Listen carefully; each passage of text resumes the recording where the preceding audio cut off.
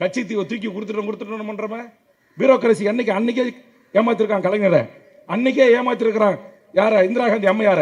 1974 இந்திரா காந்தி பிரதமருக்கும் பண்டார நாயக்கும் ஒப்பந்தம், அந்த ஒப்பந்தம் செல்லாதுன்னு எமர்ஜென்சி காலத்தில் 2 நாட்டுடைய வெளியுறவுத்துறை செயலாளர் போடுறான், நீ அந்தோனியர் கோயிலுக்கு வரக்கூடாது, வலைகளை உயர்த்தக்கூடாது, மீன் பிடிக்கிற உரிமை இல்லைன்னு இந்திய நாட்டின் உச்சநீதிமன்றம் வேடிக்கை பார்க்கிறது, நாடாளுமன்ற இரு அவைகளும் வேடிக்கை பார்க்கிறது, இந்தியாவினுடைய சட்டமன்றங்களும் வேடிக்கை பார்க்கிறது.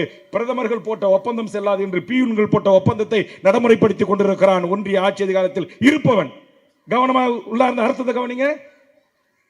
இந்திரா காந்தி போட்ட ஒப்பந்தத்தில் மீன் பிடிக்க உரிமை இருக்கு, வலைகளை உயர்த்துக் கொள்ள உரிமை இருக்கு, அந்த கோயிலை வழிபடுவதற்கு உரிமை இருக்கு, தங்கச்சி மடம் ராமேஸ்வரம் மீனவர்கள் சென்று வருவதற்கு அனுமதி இருக்கிறது.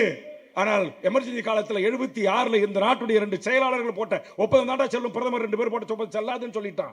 விஷயம் எங்க இருக்கு? இதை தன் வாழ்நாள் முழுவதும் உயிர் உள்ளவரை தமிழ் தேசிய போராளி நம்முடைய காரை மைந்தன் அவர்கள் வாழ்நாள் முழுக்க பேசினார். எவனும் எடுபடல, சட்டமன்றத்தில் பேசணும் எடுபடல.